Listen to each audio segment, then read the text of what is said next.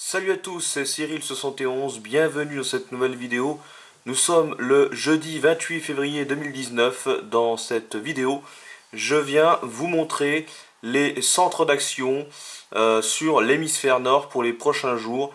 Et vous allez voir sur cette carte de l'hémisphère nord les différentes anomalies attendues dans les prochains jours.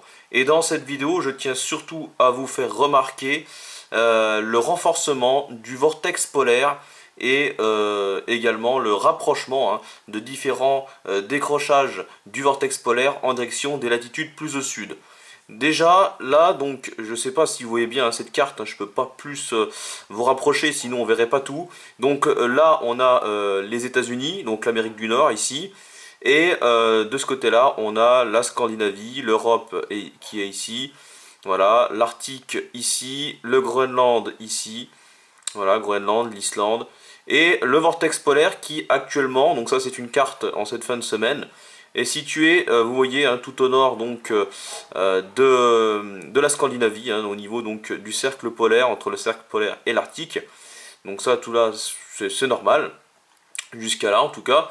Et de l'autre côté, du côté de l'Amérique du Nord, donc en direction du Labrador, on voit également donc une autre partie du vortex qui est bien située également ici.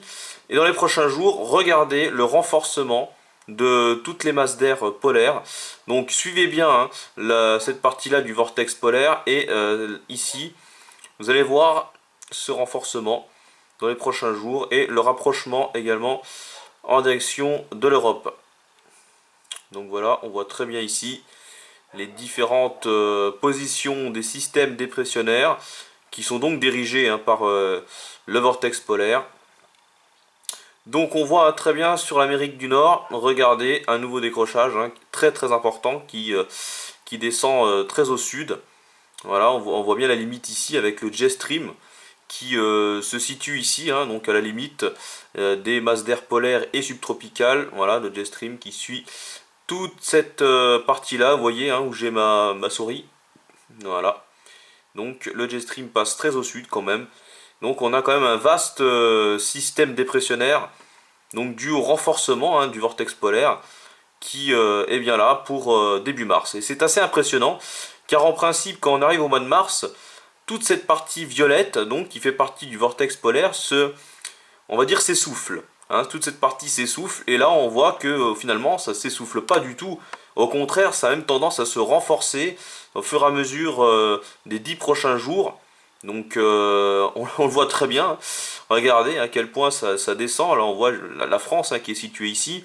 Donc on voit que ça descend. C'est vraiment tout le vortex polaire qui non seulement se renforce, mais descend un peu plus au sud sur l'hémisphère nord. Donc voilà, donc là c'est maintenant, et regardez l'évolution, c'est assez impressionnant quand même.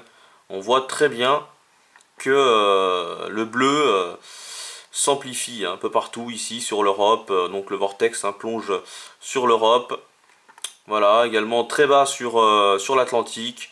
Donc c'était une petite vidéo pour vous montrer à peu près donc ce qui va se passer les prochains jours, et pour vous signaler quand même que c'est quand même assez anormal quand on arrive au mois de mars de voir une tendance au vortex polaire quand même de cette façon-là. On a vraiment un vortex qui est en pleine forme. Il semble vraiment en pleine forme. Il ne s'essouffle pas pour l'instant.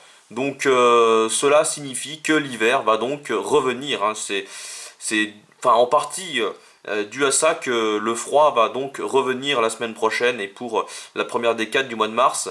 Mais vous voyez, c'est un petit peu partout sur l'hémisphère nord finalement qu'on constate ce refroidissement pour les prochains jours. Donc l'Amérique du Nord c'était déjà le cas, une partie de l'Europe aussi, mais là on voit très bien ce renforcement du vortex un peu partout au final entre l'Amérique du Nord et l'Europe.